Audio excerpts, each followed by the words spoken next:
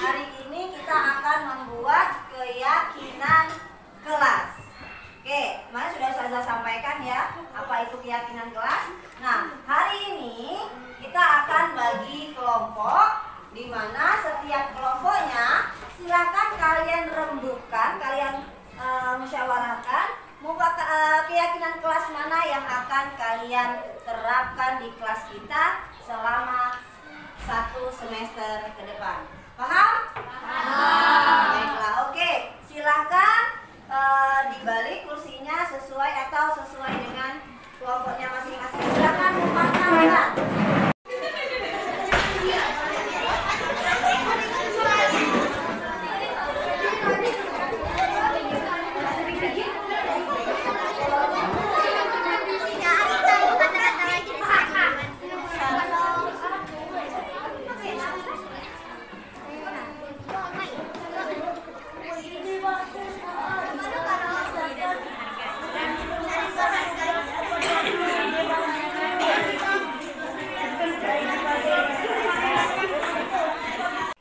Baiklah, dari 9 kelompok yang ada, Ustazah akan menyebutkan kesepakatan yang kalian dapat ya.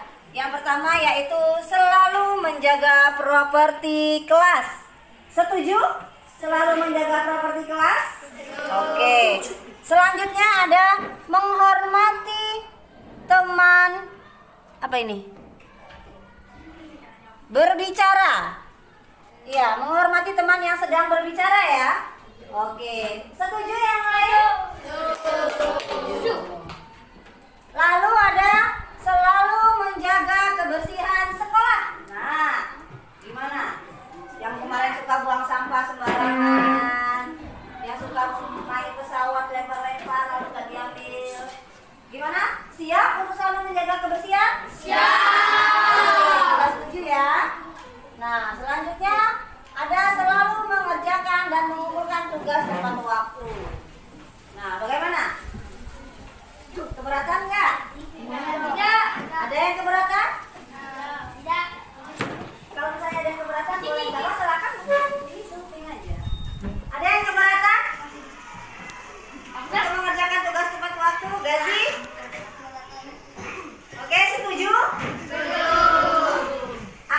Keberatan? Takutnya lupa. Ayah, gimana? Sama. Ada yang khawatir juga takut lupa? Iya, tak. Oke, berarti untuk mengumpulkan tepat waktu belum kita setujui ya? Oke, berarti belum disetujui. Selanjutnya, oke, berarti sudah ya kesepakatan kelas yang kita dapati, yaitu yang pertama selalu menjaga kebersihan kelas, yang kedua selalu menjaga properti kelas, yang ketiga menjadi murid yang baik terhadap guru, yang keempat menghormati teman berbicara, yang kelima selalu menghormati dan menghargai, yang keenam membudayakan membaca, dan yang ketujuh lebih rajin belajar. Oke, terima kasih atas kerjasamanya hari ini. Saya Zahiri. Wabillahi taufiq wal hidayah. Wassalamualaikum warahmatullahi wabarakatuh. Waalaikumsalam warahmatullahi wabarakatuh.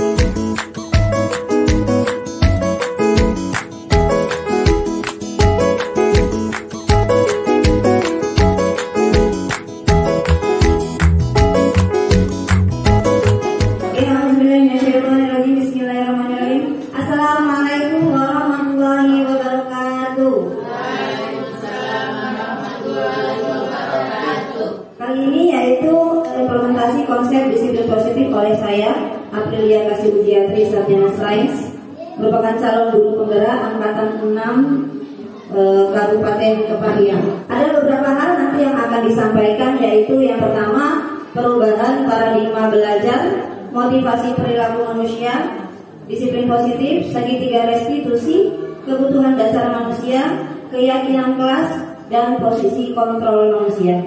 Yang pertama, perubahan paradigma belajar.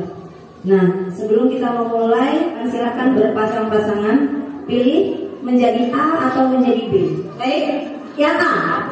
Tugas Anda adalah mengepalkan salah satu tangan Anda. Coba Anda bayangkan bahwa Anda menyimpan sesuatu yang sangat berharga di dalam kepalan tangan Anda. Rekan Anda yang B, coba dengan segala cara untuk membuka kepalan tangan kawan Anda. Coba silakan rayu, pokoknya dengan berbagai cara bagaimana supaya tangan teman Anda bisa terbuka.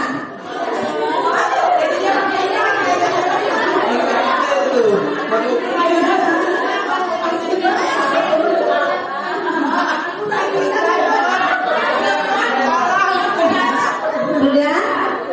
Ada yang bisa membuka? Oke. Kayaknya udah capek. Dari percobaan ini, kira-kira apa yang bisa kita ambil? Saya ada pertanyaan. Yang pertama, apakah Anda mau membuka kepalan tangannya? Tidak mau. Kencangnya dulu. Usaha apa saja yang sudah diberikan? Rayu-rayu. Sudah dirayu, Digelik-gelik. sudah digeliti. Iya, berarti baru 2 usahanya ya.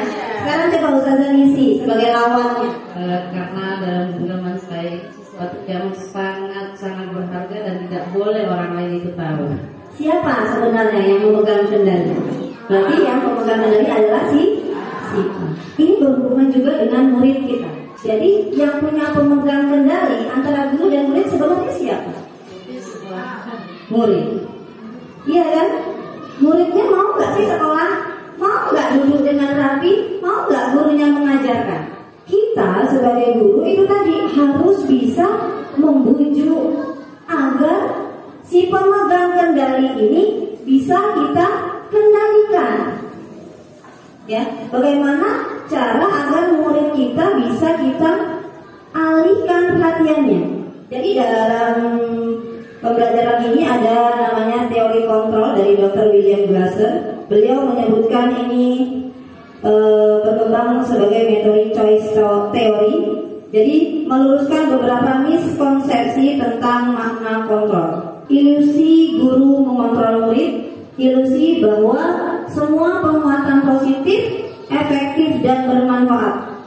Yang ketiga, ilusi bahwa kritik dan membuat orang merasa bersalah dapat menguatkan karakter.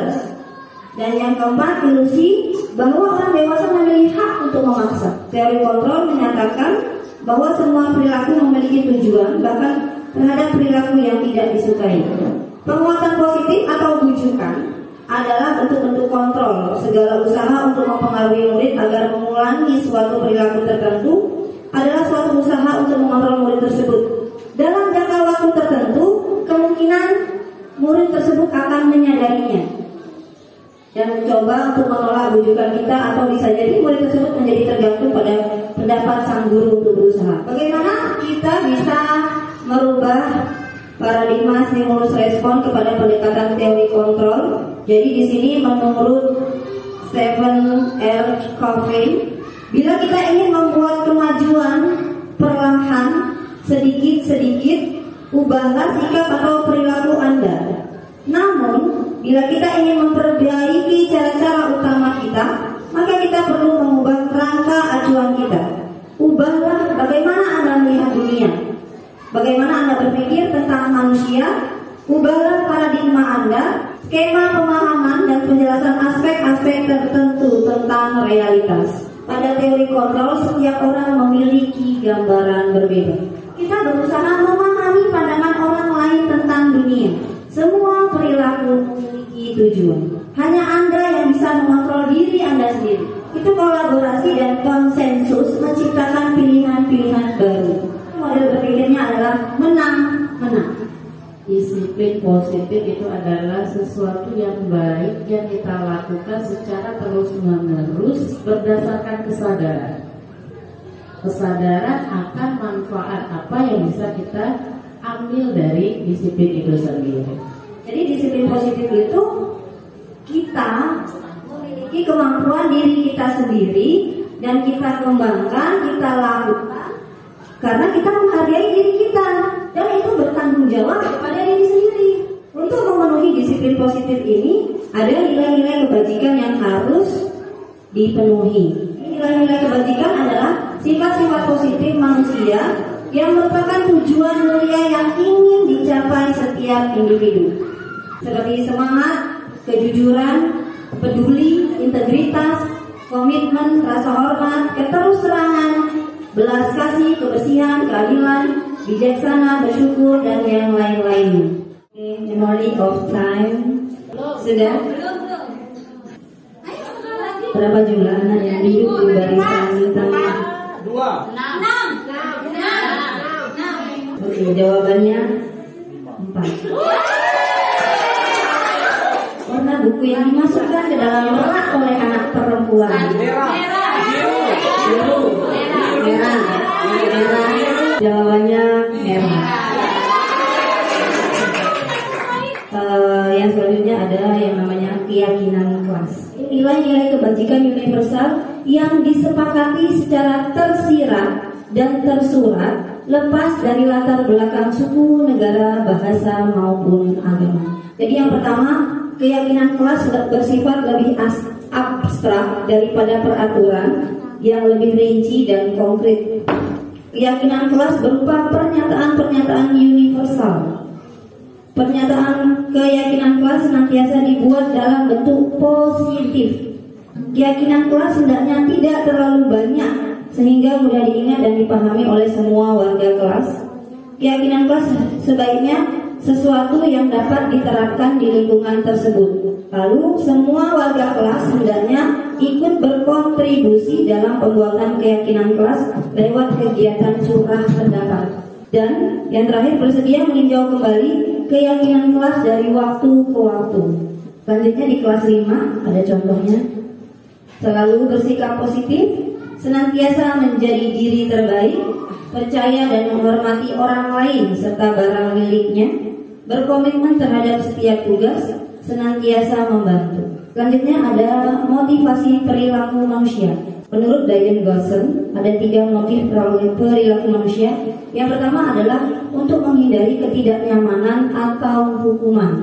Yang kedua, untuk mendapatkan imbalan atau penghargaan dari orang lain. Dan yang ketiga, untuk menjadi orang yang mereka inginkan dan menghargai diri sendiri dengan nilai yang mereka percaya. Selanjutnya ada kebutuhan dasar. Yang pertama adalah kebutuhan untuk bertahan hidup, cinta dan kasih sayang, love and belonging. Yang ketiga, kebebasan atau freedom. 4, kesenangan, fun. Dan 5, kekuasaan atau power. Di sini selanjutnya ada posisi kontrol restitusi. Kali ini kita akan membahas tentang 5 posisi kontrol yang dilakukan oleh Diane Gosson dan contoh penerapannya.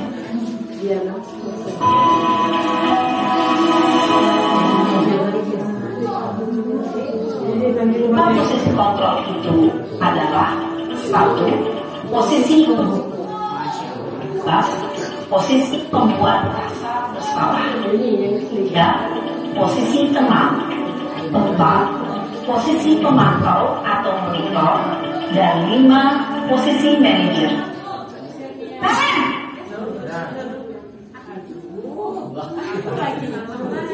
Selamat pagi, Bu. Selamat pagi, Naren. Jadi sekarang bagaimana ini, Naren? Maaf, Bu. Saya lupa alarm saya semalam. Baiklah, menurut kamu, keyakinan sekolah yang mana yang perlu kamu tingkatkan? Menghargai diri sendiri dan orang lain mungkin ya, Bu. Setuju.